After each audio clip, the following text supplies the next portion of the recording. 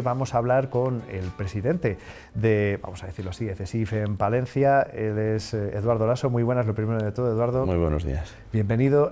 Hablamos de un sindicato, en este caso, la Unión Provincial de CESIF en Palencia, que tiene la representación de, no sé si este porcentaje es a nivel nacional o provincial, en torno al 80% del trabajador público.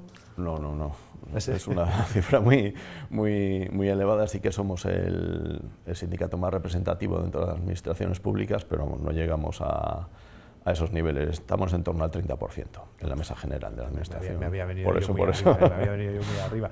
Lo que sí tenemos claro es que todo lo que tenga que ver con la defensa del sector público desde CESIF es un pilar fundamental. Defensa también de los trabajadores del sector público, que es en lo que estamos ahora mismo.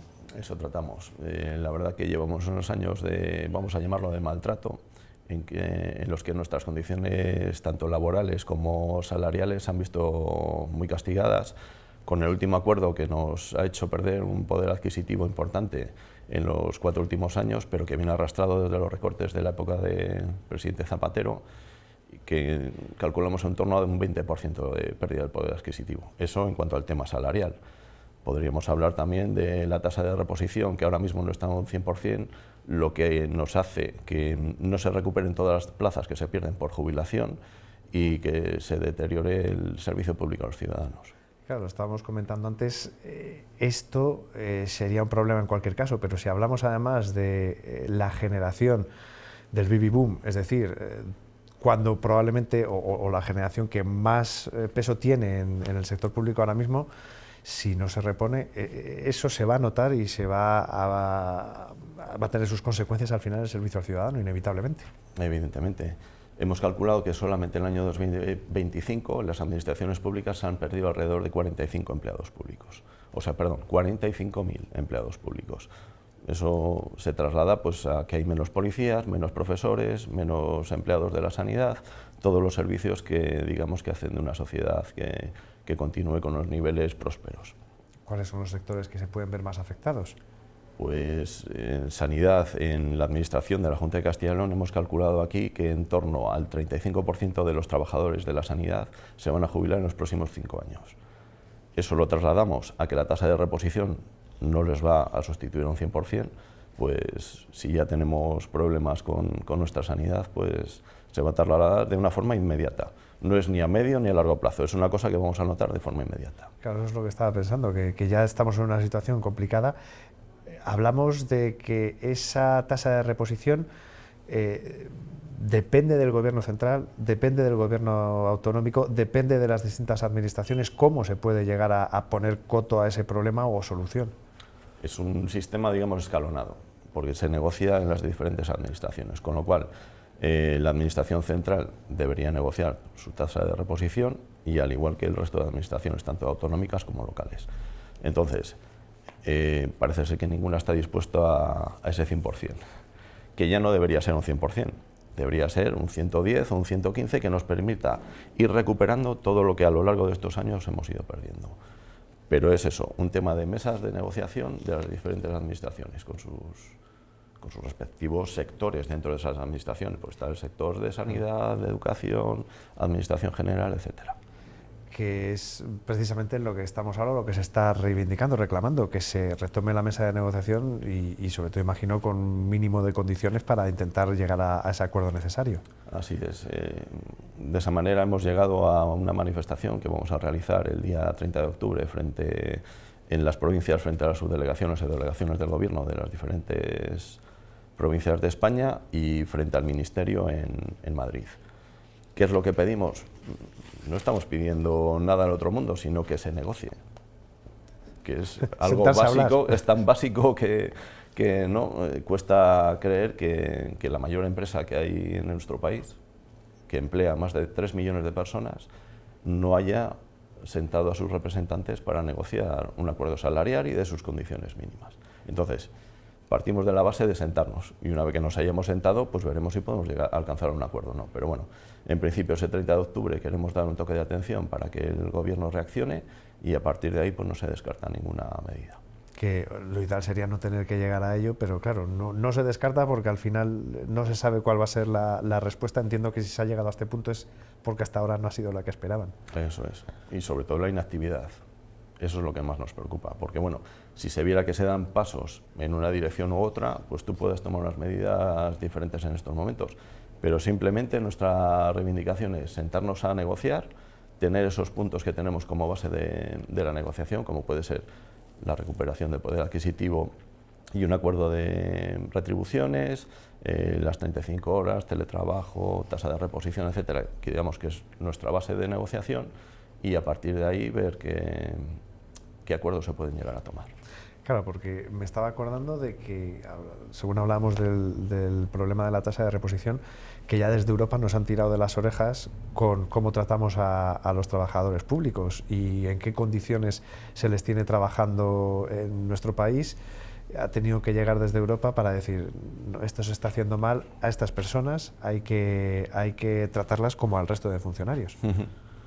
Y así se trataba de resolver ese problema, pero digamos que lejos de arreglarlo, pues o se ha quedado igual o se ha incrementado.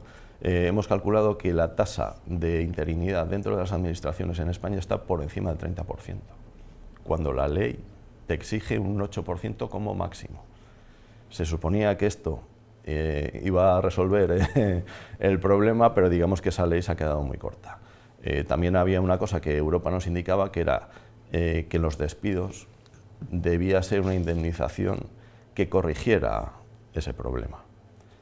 Pero ni siquiera se reconoce como un despido improcedente la finalización de ese contrato. Se dan 20 días por año trabajado, con máximo 12 mensualidades, con lo cual, digamos que esa indemnización no está obligando o no lo suficientemente alta como para obligar a corregir este problema. Entonces, lo que se ha hecho es que en lugar de quedarse interinos, como teníamos casos de más de 20 años o 25, con unas edades pues, que han empezado su carrera profesional y han vivido como un interino hasta su jubilación, lo que ha hecho es que esos contratos se han normalizado a un máximo de 3 años, con lo cual no corregimos el problema, sino que lo hemos diseminado, por decirlo un poco más claro. Es que estaba pensando, imagínense a alguien, pues eso, a las puertas de la jubilación o con 55 años, diciendo, no, si llevo 20 años de interino. En los procesos de estabilización nos ha ocurrido. Trabajadores que llevan durante más de 20, 25 años a las puertas de su jubilación, pues han estabilizado y van a ocupar esa plaza 1 año, 2 o 3 como mucho, porque se van a jubilar en breve. Es que es hasta absurdo y contraproducente, o bueno, visto desde fuera al menos, y no solo eso, sino que al final eso tiene un efecto en el servicio al ciudadano. Hablamos de las reivindicaciones de cara a las condiciones laborales de los trabajadores, pero que también se reclama, en este caso ya también más por sectores, mejoras, avances para que ese servicio al ciudadano sea mejor, más eficaz, más directo, más personal, y tampoco se acaba de avanzar en muchos de estos casos. Eso es lo que exigimos nosotros también desde hace bastante tiempo, porque ¿qué nos ocurrió? En pandemia nos ha hecho un proceso acelerado de las adaptaciones a la época digital, nuevas tecnologías, etc. Entonces, lo que debería ser un proceso formativo tanto para los empleados públicos como para los usuarios de esos servicios, ha sido un curso acelerado de 1 mes en el que nos hemos tenido que adaptar a una serie de cosas para las que no estamos preparados. Entonces, la administración debe modernizarse, debe avanzar, tanto en el sentido tecnológico, pero también de atención al ciudadano, que no podemos olvidar, que la atención directa es muy importante en ciertos casos. Entonces, ese proceso no ha ocurrido.